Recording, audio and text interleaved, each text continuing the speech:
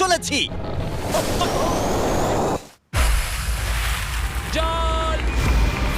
Oh my God!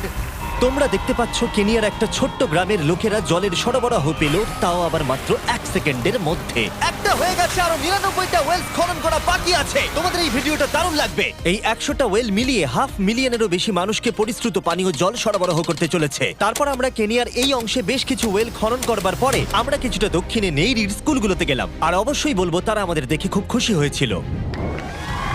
তোমরা সবাই কেমন আছো? আমি এতটা আশাই করিনি। সবাইকে স্বাগত জানানোর জন্য ধন্যবাদ।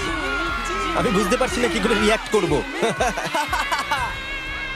তোমাদের সকলকে ধন্যবাদ জানাই। আমরা আসার জন্য এই গ্রামে একটা ওয়েলকাম সেরিমনি হয়ে গেল, আর নোলান তার মধ্যে অংশ নিয়ে নিল। তার মধ্যে নোলানকে দেখতে সবথেকে অকওয়ার্ড লাগছে, আর এগুলো দেখতে আমার খুবই ভালো লাগছে। আর যখন আমরা স্কুলগুলো ঘুরে দেখলাম, দেখো একজন গেস্ট এসেছে। কেমন আছো তোমরা? তোমাদের সব ঠিকঠাক চলছে তো? তোমরা সবাই ভালো থেকো। একজন টিচার আমাদের দেখালো কিভাবে সবাই জল আনে। সেটা এই নদীটা থেকে, যার জল খাবার একদমই উপযুক্ত নয়। এখান থেকে ছাত্রছাত্রীরা জল খায়। হ্যাঁ এটা তো পাগলামি। হ্যাঁ, আপনি জানেন স্টুডেন্টদের ডায়রিয়া, টাইফয়েড, নানা রকম ইনফেকশন হতে থাকে, কারণ আমরা এই জল ব্যবহার করে থাকি। তাই আমরা ওদের যতটা সম্ভব চেষ্টা করি যত্নে রাখার, কিন্তু আপনারা দেখতেই পাচ্ছেন যে কি অবস্থা। কিন্তু জীবনে বাঁচার জন্য জল তো লাগেই। এই পরিস্থিতিটা দেখে আমাদের খুবই খারাপ লাগলো। এই অস্বাস্থ্যকর জল খাওয়ার ফলে বাচ্চাদের জীবন ঝুঁকিপূর্ণ হয়ে যায় এবং কখনো কখনো সংক্ষিপ্ত হয়ে পড়ে। কিন্তু অন্তত এই গ্রামের জন্য আমরা এই পরিস্থিতিটাকে বদলাতে চলেছি। আমার মনে হয় না এটা আমার মাথায় ফিট হবে। আমার মাথাটা অনেক বড়। দেখা যাক আমরা জল খুঁজে পাই কিনা। ও ও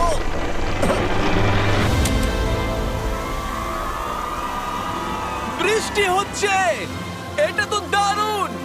মাটির উপরে জল উঠে আসার পরে সেগুলো ধরে রাখার জন্য আমরা এই বড় ব্যারেলগুলোকে নিয়ে এসেছি, যেগুলো ওয়াটার টাওয়ারের উপরে ফিট করা হবে। এই গ্রাম এবং প্রতিবেশী গ্রাম যে শুধু পরিষ্কার জল পাবে তাই নয়, বরং জলের প্রেসারও অনেকটাই বেশি পাবে। তার মানে হলো তাদের আর অপরিষ্কার জলে জামা কাপড় কাচতে হবে না। নাও টানো। নোলানের মায়ের সঙ্গে তুলনা করলে এটা কত ভারী হবে? প্রায় 2 নোলানের মায়ের সমান। ওহ গড! ভাই আমি কিন্তু তোমাকে এখান থেকে ফেলে দেবো। ঠিক আছে, হয়ে গেছে। হ্যাঁ, রেখে দাও। আমরা কেনিয়াতে আরো 20টা ওয়েল খনন করলাম, আর সেটা করবার পরে আর এটা দেখাবো আমরা প্রথম 29টা ওয়েল কিভাবে খনন করলাম। আমরা একটা বড় ড্রিল মেশিন দিয়ে মাটির গভীরে কয়েকশো ফুট নিচ অব্দি খনন করলাম, আর একটা পরিশ্রুত পানীয় জলের বিশাল উৎসের সাথে জুড়ে দিলাম। তারপরে আমরা পাইপের সাথে এটাকে জুড়ে দিলাম, যাতে আফ্রিকার সবাই এই জল খেতে পারে আর সেটা তুলতে পারে ঠিক এই রকম ভাবে। দেখা যাক এটা কিরকম খেতে। জলের মতোই। এই 5 গ্যালনের ড্রামটা ভরতে আমার 1 মিনিট সময় লাগলো। এখান থেকে একদিনে কত জল তোলা যেতে পারে? একদিনে প্রায় 3600 গ্যালন জল। এই ওয়েলটা এই গ্রামের শুধুমাত্র 400 বাচ্চার জন্যই নয়, বরং এই স্কুলের প্রতিবেশী গ্রামগুলোর বাচ্চারাও এই জল ব্যবহার করতে পারবে। আমাদের জল দেওয়ার জন্য থ্যাংক ইউ। হ্যাঁ, থ্যাংক ইউ কি আছে। এটা প্রায় 30 বছর ধরে নাও, অনবরত জল সরবরাহ করবে। আপনারা হয়তো এটা ভাবছেন যে এই বিশাল কর্মকাণ্ডের জন্য গভর্নমেন্টের সাহায্য নেওয়া হয়েছে, কিন্তু এটা সত্যি নয়। এই সমস্যার সমাধান করা সম্ভব হয়েছে কারণ মানবতা সর্বদা পাশে এসে দাঁড়ানোর চেষ্টা করেছে। তোমার সাকসেসের পেছনে রহস্যটা কি? সত্যি বলতে, তুমি যা ভালোবাসো তা সততার সাথে করতে থাকো, আর তুমি বুঝতেও পারবে না সাকসেস কখন চলে এসেছে। দেখো, এটাকে আমি একদম কাছে নিয়ে আসছি। আমাদের দেখতে পাচ্ছ? এটা দারুণ, তাই না? হ্যাঁ। ওপরে তাকাও, দেখো রেকর্ড হচ্ছে। ঠিক আছে, আমি এটাকে আরো কাছে আনছি। এই দেখো। তোমরা নিজেদেরকে দেখতে পাচ্ছ?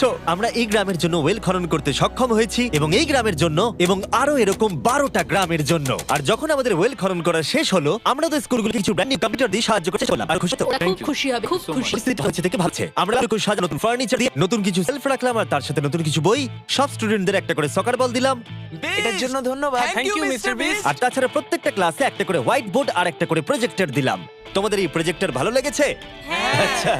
আমরা আগে চক ব্যবহার করতাম, তাতে খুব ধুলো হতো, কিন্তু এখন সবকিছু পরিষ্কার রয়েছে। আমরা অনেক ধন্যবাদ জানাচ্ছি। কোনো সমস্যা নেই, আমরা খুব কমই করতে পেরেছি। তারপরে যখন আমরা 45 নম্বর ওয়েলটা খনন করবার জন্য সাইটে গেলাম, তখন আমরা বুঝলাম পরিস্থিতিটা আরো কঠিন। যখনই তাদের জলের দরকার পড়ে, তাদের জঙ্গলের মধ্য দিয়ে কয়েক মাইল যেতে হয়, আর তারপরে আরো কয়েক মাইল যেতে হয়, আর এই যাত্রাটা একটা বিশাল পাহাড়ের মধ্য দিয়ে হয়। আমি খুব সকালে ঘুম থেকে উঠে পড়ি ওই 4টে নাগাদ, কারণ তাড়াতাড়ি আমি যাতে স্কুলে জল নিয়ে আসতে পারি। এখান থেকে এইভাবে জল নিয়ে যাওয়া একেবারেই সেফ নয়। এই জায়গাটা খুব স্লিপারি, পড়ে যাওয়ার চান্স আছে। তাই যখন আমরা ওয়েল খনন করছিলাম, ওরা আমাদের দেখালো যে ওরা কিভাবে জল নিয়ে আসে। তোমাদের এই যাত্রাটা দিনে কতবার করে করতে হয়? দিনে 2 বার। দিনে 2 বার করে? ওরে বাপরে! তাহলে স্টুডেন্টরা এই জিনিসগুলো নেয়?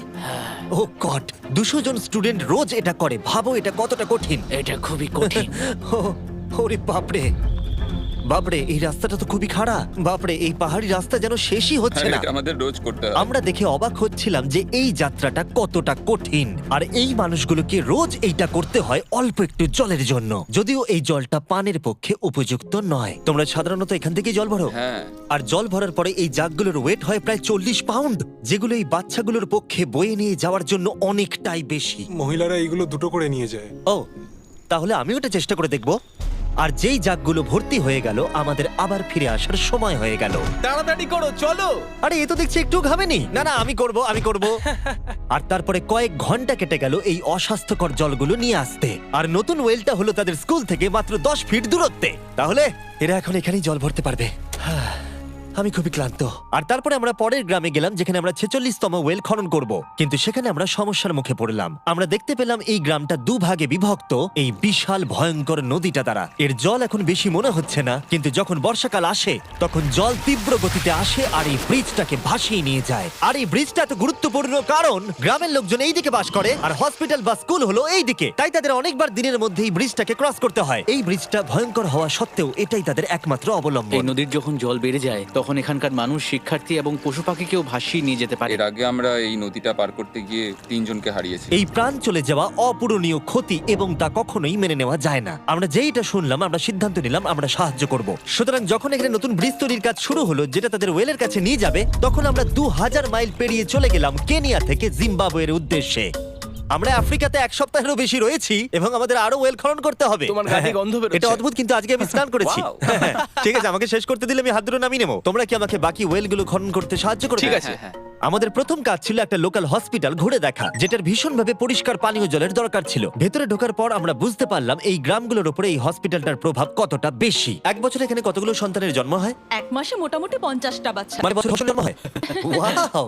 কিন্তু দুর্ভাগ্যবশত অন্তঃসত্ত্বা মহিলাদের পানীয় জল পেতে কয়েক মাইল হেঁটে যাতায়াত করতে হয়, আর তারপরে এই ভারী বাকেটগুলোতে করে জল বয়ে নিয়ে যেতে হয়।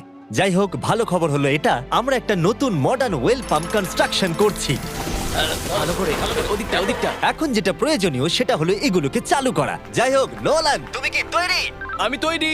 ওভার। একটা ড্রামাটিক জুম ইন করো। নোলান, আমি বাটন প্রেস করলাম, জল কি পড়ছে? জল পড়ছে। তোমরা একবার গিয়ে দেখবে নাকি? হ্যাঁ, চলো যাওয়া যাক।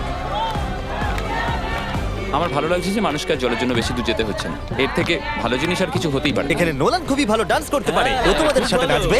আমাকে সবসময় নাচ করতে কেন বলে? দেখো ও কি করছে। হে ভগবান, আমি আমি আমি এটা আর দেখতে পারছি না। পরিশ্রুত পানীয় জলের সরবরাহ নিশ্চিত করে দেখলাম এই গ্রামের অনেক স্টুডেন্টদের যাতায়াত করতে সমস্যা হয়। তাই আমি ডিসাইড করলাম সবাইকে নতুন বাইসাইকেল দেব। আমি জানি এখানে অনেক বাচ্চা আছে, কিন্তু আমাদের কাছে অনেক বাইসাইকেলও আছে। পরিষ্কারভাবে বলে দিই, আমি সাইকেল চালাতে পারি না। জিমি শুধু সাইকেল বিতরণ করতে পারে। কোনোদিন চালাতেই শিখিনি। চলো তোমাদের নতুন সাইকেলগুলো চালাও দেখি। 3, 2, 1, চলো। ও, সবাই আমাকে পেরিয়ে যাচ্ছে। খুব সাবধানে, আমি কিছু চালাতে পারি না। কারোর সঙ্গে আমার ধাক্কা লাগবে। তুমি কি চালাবে এটা? ঠিক আছে, যাও চালাও। ঠিক আছে। সাইকেল বিতরণ করবার পরে আমরা ওয়েল খনন করা চালিয়ে গেলাম যতক্ষণ আমরা পৌঁছলাম ওয়েল নম্বর 69। এই সোলার পাওয়ার্ড ওয়েলগুলো বিশেষভাবে ডিজাইন করা হয়েছে গ্রামের কৃষকদের জন্য। চাষের জন্য প্রয়োজনীয় জল সরবরাহের পাশাপাশি শস্য এবং গবাদি পশুর জন্য, এমনকি ড্রাই সিজনেও আর কোনো বিদ্যুৎ ছাড়াই। প্রত্যেকটা প্যানেল 200 ওয়াটের। এটা পাম্পের সাথে অ্যাটাচ করা আছে। এই পাম্পটা প্রতি ঘন্টায় 5000 লিটার জল তোলে। বলতে গেলে এই গ্রামে আমরা আনলিমিটেড জল পাচ্ছি। এটা দুর্দান্ত। জিম্বাবুয়ে থেকে চলে আসবার পরে আমরা চেয়েছিলাম আফ্রিকার সমস্ত জায়গায় জল পৌঁছে দিতে। তাই আমরা আরো ওয়েল খনন করলাম উগান্ডাতে, সোমালিয়াতে এবং ক্যামেরুনে। যদি আপনারা আরো বেশি দেখতে চান, তাহলে আমরা খুব তাড়াতাড়ি ফিলান্থ্রপিতে আরেকটা ভিডিও আনতে চলেছি।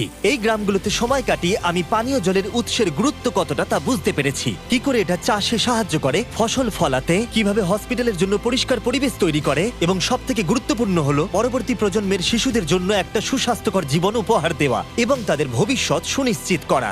আমরা বিশুদ্ধ পানীয় জল পেতে অনেক অপেক্ষা করেছি। জল হলো জীবন। এবং স্থানীয়দের সাহায্য নিয়ে আমরা নতুন ব্রিজটা তৈরি করতে সফল হয়েছি, যেটা এই গ্রামবাসীরা পরবর্তী 100 বছর ব্যবহার করতে পারবে।